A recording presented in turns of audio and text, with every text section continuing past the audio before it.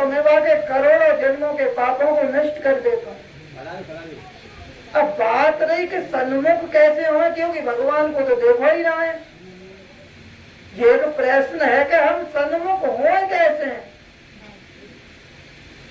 तो भगवान को नाम पकड़ लेना, सतगुरु की शरण में चले जाना। आप सतगुरु की शरण में जाएंगे, वो आपको भगवान को नाम देंगे, मंत्र दीक्षा देंगे, और जब आप भगवान के नाम को जप करोगे वह मंत्र को, तो आप उनके सन्मुख है गए।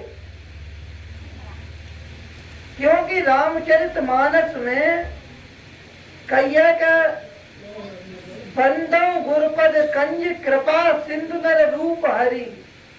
नर रूप में साक्षात हरि जो है वो सतगुरु ही हैं। महामोहतम पुंज जासु वचन रविकर निकर। जो हृदय में घनो अंधकार है, काम क्रोध लोभ मोह वासनाओं को जो तांता लगो है, वह अज्ञान रूपी अंधकार को हटाने के लिए सतगुरु के वचन जो हैं वो सूर्य किरणों से बढ़के हैं। क्योंकि सूर्य की किरण पूरी दुनिया में प्रकाश करे है, फिर आपके कमरा में अंधेरों ही रहता है। फिर सतगुरु के वचन तो आपके हृदय में भी प्रकाश कर देता है। भाई भगवान जो हैं जबई मिलेंगे आपको, जबई दर्शन देंगे, जबई उनसे लाभ उठा पाएंगे जब हम सतगुरु की शरण में जाएं। जैसे ये कमरा बनो है, अगर जाको ताले लगा के चाबी का दूसरे के पास हो तो यह कमरा को उपयोग ना करो जा सके, जाति कोई लाभ ना मिले हो। अगर जाके चाबी मिल जाए, गेट मिल जाए, तो जाते हम लाभ उठा लेंगे।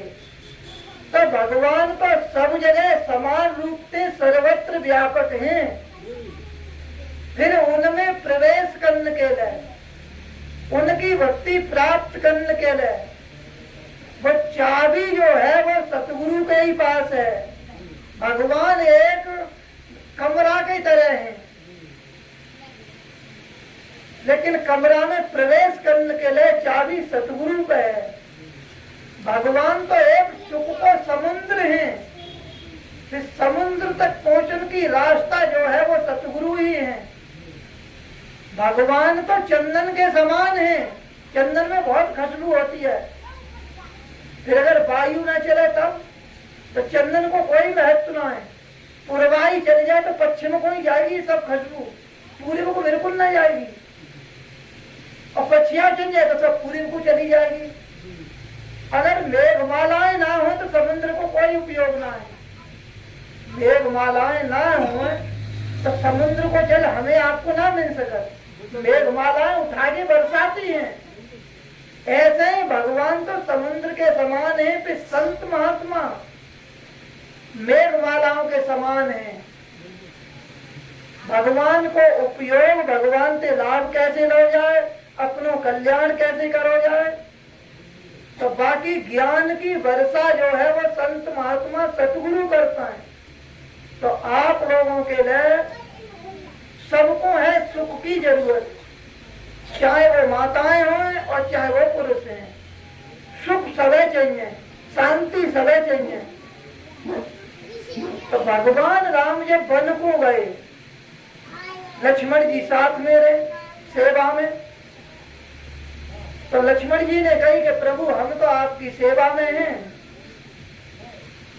तो हमारे कोई प्रश्न है बाबू समाधान करो। तो राम जी ने कही कि ठीक है आप प्रश्न करो।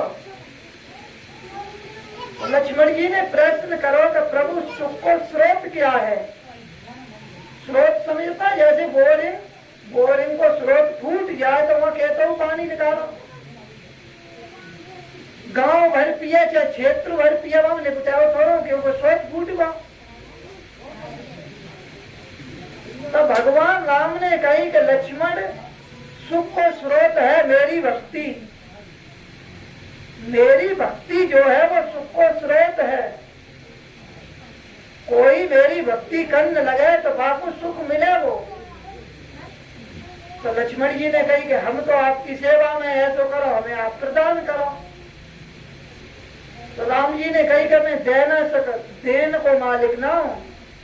तो भक्ति तात अनुपम सुख मूला, और मिलई जो संत हो अनुकूला। भक्ति मिलेगी तब जब संत अनुकूल है जाए, जब हम मिल जानो पर्याप्त ना है, उनकी हम सेवा करें, उनकी हम बात माने, तब वो अनुकूल है जाएंगे, खुश है जाएंगे। तो भगवान ने कहा कि तब मेरी भक्ति मिल जाएगी, क्योंकि वो चाबी के मालिक जो है वो संत हैं। भक्ति तात अनुपम सुख मूला, और मिलई जो संत हो अनुकूला। संत अनुकूल है जाए, प्रसन्न है जाए, और संत प्रसन्न जब होता है कि उनकी हम बात मान लें और बात मान के चल पड़े। क्योंकि संतों को समाजते अपनों कोई स्वार्थ ना है,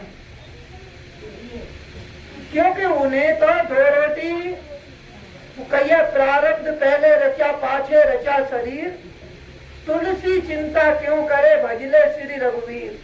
प्रारब्ध में बदी है वो कहीं ना कहीं मिल ही जाएंगी, सभी को मिल जाती है, तो दो रोटी उन्हें मिल जाएंगी।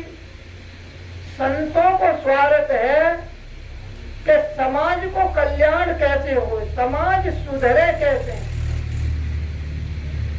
जैसे समाज स्वार्थ रखती है कि मेरा काम कैसे बच जाए, लेकिन संतों को स्वार्थ होता है कि समाज को कल्याण कैसे हो। और समाज को कल्याण जब होगा कि जब वो बात मान के सतगुरु के बताए नाम को जप करने लगे।